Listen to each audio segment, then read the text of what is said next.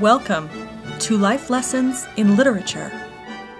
Today, we will be reading excerpts from The Secret of Inner Strength, My Story, by noted author Chuck Norris. People sometimes tell me how lucky I've been in my life. When I hear that, I smile. Whatever luck I had, I made. I was never a natural athlete, but I paid my dues in sweat and concentration. Chuck Norris on heritage. Genetically speaking, I'm equal parts Irish and Indian. Chuck's thoughts about revenge.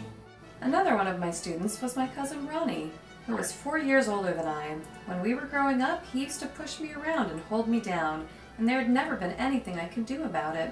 Now I was his karate instructor. After a class one night, he said to me, "Let's wrestle." I tried to decline, but he was insistent. Ronnie was quite strong, but I had been practicing judo for 3 years. We tussled for a few minutes, and I set him up for a judo throw. In judo practice, I usually held on to my partner and guided him to the ground. But I threw Ronnie about 8 feet into the air.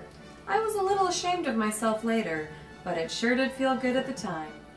Chuck's struggle with aggression.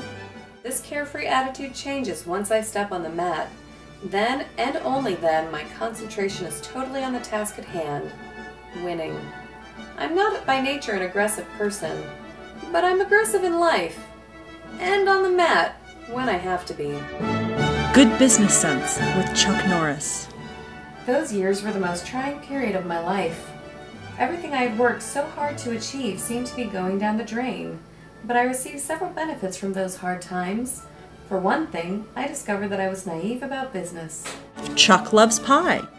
I believe that life is like a large pie. The musings of Mr. Norris on criticism. People call the film insidious Hollywood poppycock. Variety, however, said that Norris's acting is improving and his balletic fighting and kicking skills remain tops in the field. He's the current champ of the chop-socky genre.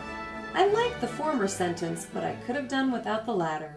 Chuck's feelings on family. I will continually work at developing love, happiness, and loyalty in my family, and acknowledge that no other success can compensate for failure in the home. The Osmonds are probably one of the most disciplined and athletic families I have ever encountered. Narrated by Lexi Allen. Directed by Kristen Curran. Read by Abby Curran.